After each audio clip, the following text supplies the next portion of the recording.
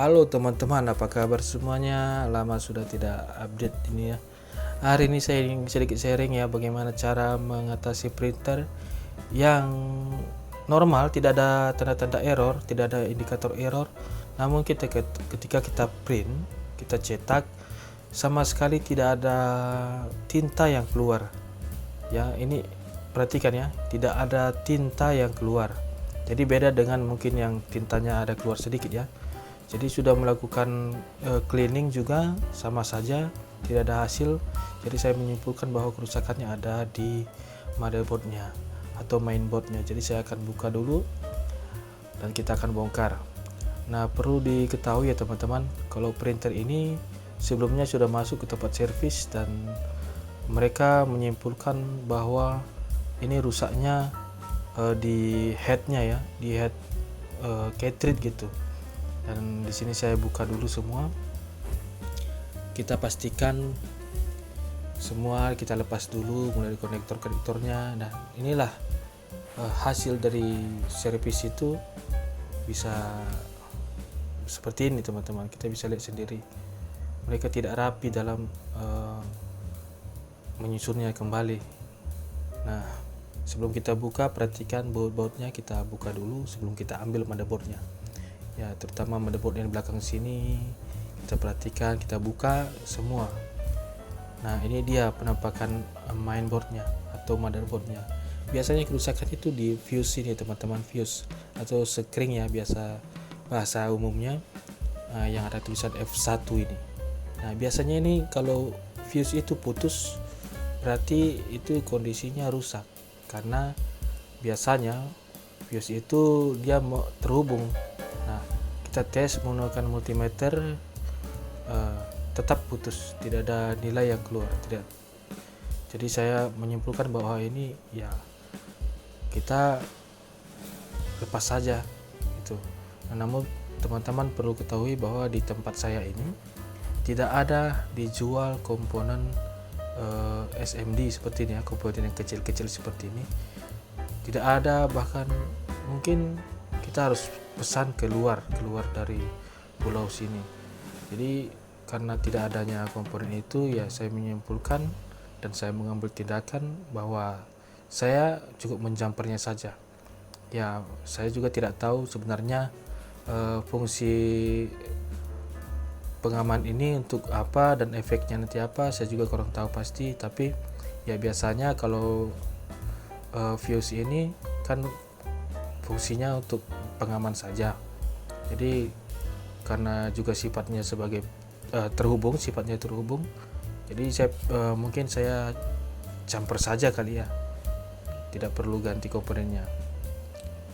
Di sini saya akan solder dulu, saya jumper dengan timah, saya banyaki timahnya, komponennya saya buang. Nah, semoga ini berhasil nanti. Saya juga tidak tahu hasilnya bagaimana, tapi saya akan coba saja. Di sini kita harus berhati-hati juga teman, karena di sini komponennya kecil-kecil semua, takutnya ya kena komponen lain malah semakin rusak gitu. Nah, di sini saya sudah jumpernya hanya menggunakan timah, tidak menggunakan apa-apa, dan kita akan pasang. Ya, semoga berhasil. Dan ini memang printernya sudah lama ya teman-teman. Dan kita lihat sendiri ini tempat pembuangannya juga sudah penuh, jadi kita akan bongkar juga. Kita tinggal buka saja di sini, karena hanya board ini yang mengganjal, yang mengikat dia dengan casing. Kita buka saja, nanti setelah kita buka bautnya, kita tinggal tarik dari bawah, ada tempatnya ya untuk menariknya, itu ada. Nanti teman-teman lihat saja, di sini saya tidak bisa kasih tunjuk karena memang di sini posisi saya juga ngeri-ngeri sedap, dimana saya masih pakai pakaian putih juga teman-teman, karena jadwalnya hari ini pakai pakaian putih. Nah, ini dia, saya sudah cuci tadi, saya tidak sempat rekam dan saya sudah keringkan, dan sekarang saya akan pasang. Nah, kalau untuk masangnya gampang saja, tinggal dikasih masuk saja dari bawah. Kita perhatikan Nah setelah kita masukkan ya nanti mungkin kita akan bersihkan sisa-sisa tinta yang masih menempel di bawah. Nah kalau sudah bersih semuanya ya kita tinggal pasangkan, kencangkan lagi bautnya ya teman-teman. Sebenarnya baut atau muri ya, baut lah ya, baut atau skrup ya, itulah ya kira-kira. Nah kita kencangkan saja. Kalau sudah ya sudah selesai, untuk tempat pembuangan tinta itu sudah selesai. Dan jangan lupa bersihkan yang di bawahnya teman-teman, biar jangan kotor gitu. Nah setelah itu baru saya pasang semua kabel-kabel, termasuk ya ini motherboardnya tadi.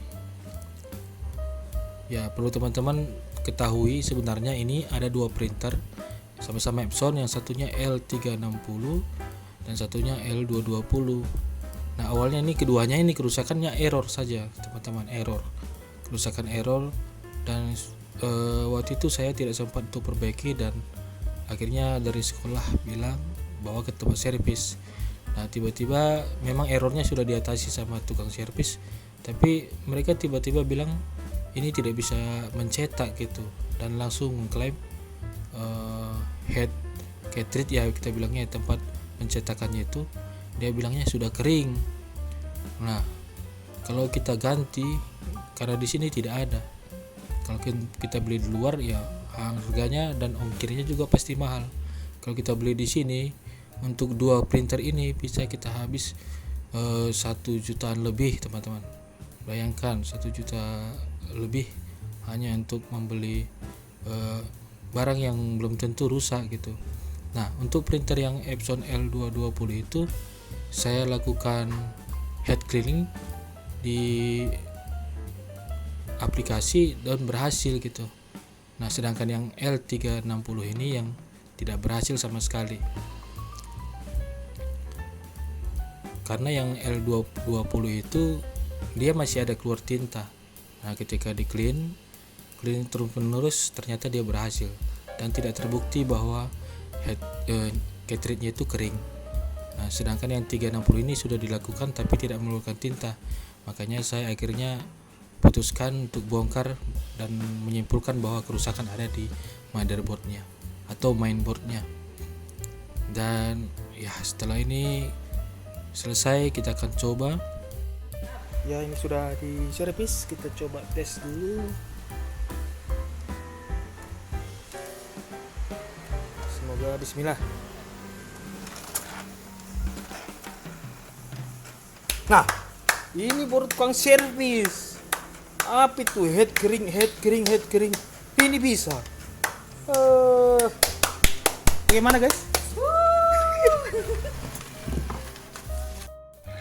Nah itu tadi teman-teman. Jadi di sini saya juga tes kembali untuk tintanya, dan ternyata masih ada putus-putus, dan saya tinggal melakukan head cleaning.